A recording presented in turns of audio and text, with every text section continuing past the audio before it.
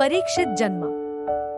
द्रौपदी को जब समाचार मिला कि उसके 5 पुत्रों की हत्या अश्वत्थामा ने कर दी है, तब उसने आमरण अनशन कर लिया और कहा कि वह अनशन तभी तोड़ेगी जब अश्वत्थामा के मस्तक पर सदैव बनी रहने वाली मणि उसे प्राप्त होगी। अर्जुन अश्वत्थामा को पकड़ने के लिए निकल पड़े। अश्वत्थामा तथा अर्जुन के मध्य भीषण युद्ध छिड़ गया। अश्वत्थामा ने अर्जुन पर ब्रह्मास्त्र का प्रयोग किया। इस पर अर्जुन ने भी ब्रह्मास्त्र छोड़ा। नारद तथा व्यास के कहने से अर्जुन ने अपने ब्रह्मास्त्र का उपसंहार कर दिया, किंतु अश्वत्थामा ने पांडवों को जड़मूल से नष्ट करने के लिए अभिमन्यु की गर्भवती पत्नी उत्तरा पर ब्रह्मास्त्र का वार किया। कृष्ण ने कहा, उत्तरा को परीक्षित नामक बालक के जन्म का वर प्राप्त है, उसका पुत्र अवश्य ही जन्म लेगा। नीच अश्वत्थामा, यदि तेरे शस्त्र प्रयोग के कारण वह बालक मृत हुआ तो भी मैं उसे जीवन दान दूंगा। वह भूमि का सम्राट होगा और तू इतने वधों का पाप ढोता हुआ 3000 वर्ष तक निर्जन स्थानों में भटकेगा। तेरे शरीर से सदैव रक्त की दुर्गंध स्रित होती रहेगी। तू अनेक रोगों से पीड़ित रहेगा। व्यास ने भी श्री कृष्ण के वचनों का अनुमोदन किया। अर्जुन अश्वत्थामा को रस्सी में बांधकर द्रौपदी के पास ले आए। द्रौपदी ने दयार्द्र होकर उसे छोड़ने को कहा, किंतु श्री कृष्ण की प्रेरणा से अर्जुन ने उसके सिर से मणि निकालकर द्रौपदी को दी। उत्तरा के गर्भ में बालक ब्रह्मास्त्र के तेज से दग्ध होने लगा। तब श्री कृष्ण ने सूक्ष्म रूप से उत्तरा के गर्भ में प्रवेश किया। उनका वह ज्योतिर्मय सूक्ष्म शरीर अंगूठे के आकार का था। वे चारों भुजाओं में शंख, चक्र, गदा, पद्म धारण किए होते थे।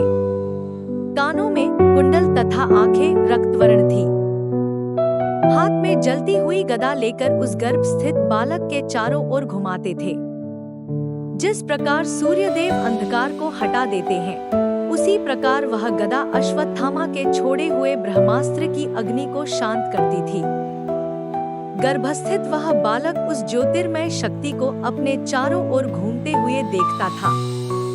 वह सोचने लगता कि यह कौन है और कहां से आया है। कुछ समय पश्चात पांडव यज्ञ की दीक्षा के निमित्त राजा मरुत का धन लेने के लिए उत्तर दिशा में गए हुए थे। उसी बीच उनकी अनुपस्थिति में तथा श्री कृष्ण की उपस्थिति में 10 मास पश्चात उस बालक का जन्म हुआ, परंतु बालक गर्भ से बाहर निकलते ही मृतवत हो गया। बालक को मरा हुआ देखकर रनिवास में रुदन आरंभ हो गया। शोक का समुद्र उमड़ पड़ा। कुरु वंश को पिंडदान करने वाला केवल एकमात्र यही बालक उत्पन्न हुआ था, सो वह भी न रहा।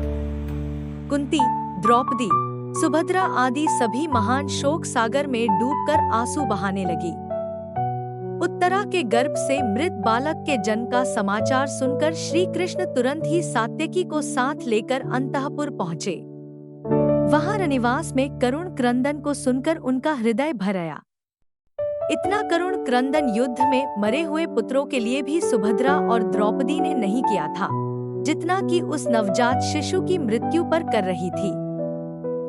भगवान श्री कृष्ण को देखते ही वे उनके चरणों पर गिर पड़ी और दहाड़ मार मार कर विलाप करते हुए बोली, हे जनार्दन, तुमने यह प्रतिज्ञा की थी कि यह बालक इस ब्रह्मास्त्र से मृत्यु को प्राप्त न होगा तथा 60 वर्ष तक जीवित रहकर धर्म का राज्य करेगा, किंतु यह बालक तो मृतावस्था में पड़ा हुआ है।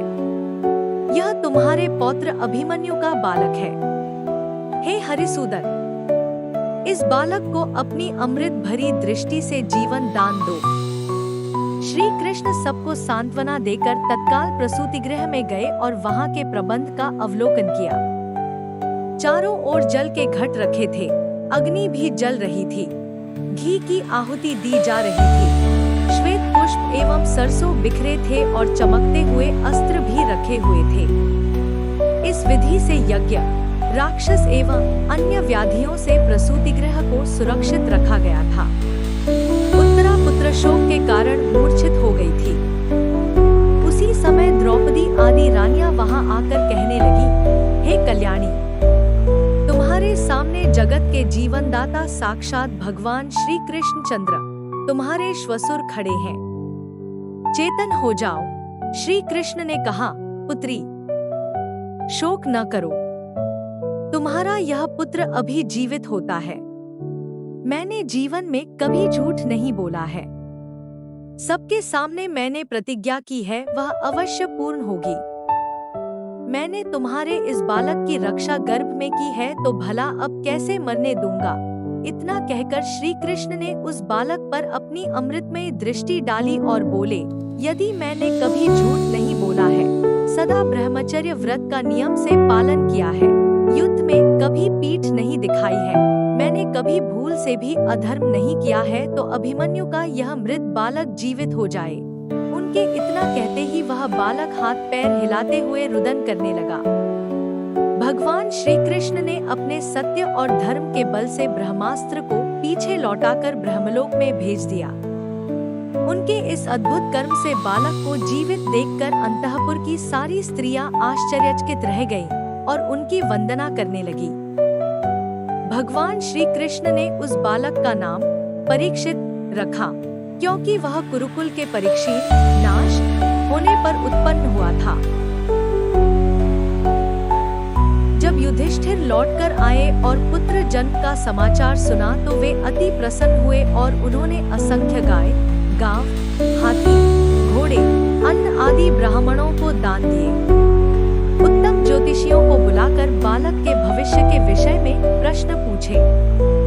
ज्योतिषियों ने बताया कि वह बालक अति प्रतापी, यशस्वी तथा इक्ष्वाकु समान प्रजापालक, दानी, धर्मी, पराक्रमी और भगवान श्री कृष्ण चंद्र का भक्त होगा। एक ऋषि के शाप से तक्षक द्वारा मृत्यु से पहले संसार के माया मोह को त्याग कर गंगा के तट पर श्री सुखदेव जी से आत्मज्ञान प्राप्त करेगा। धर्मराज युधिष्ठिर ज्योतिषियों के द्वारा बताए गए भविष्यफल को सुनकर प्रसन्न हुए और उन्हें यथोचित दक्षिणा देकर विदा किया। वह बालक शुक्ल पक्ष के चंद्रमा के समान दिन प्रतिदिन बढ़ने लगा। धर्मराज युधिष्ठिर ने राजा मरुत का गड़ा हुआ धन लाकर अश्वमेघ यज्ञ किया। श्री कृष्ण की देख रेख में यज्ञ निर्विघ्न संपन्न हो गया। सभी कार्य पूर्ण हो जाने पर श्री कृष्ण भी द्वारका लौट गए।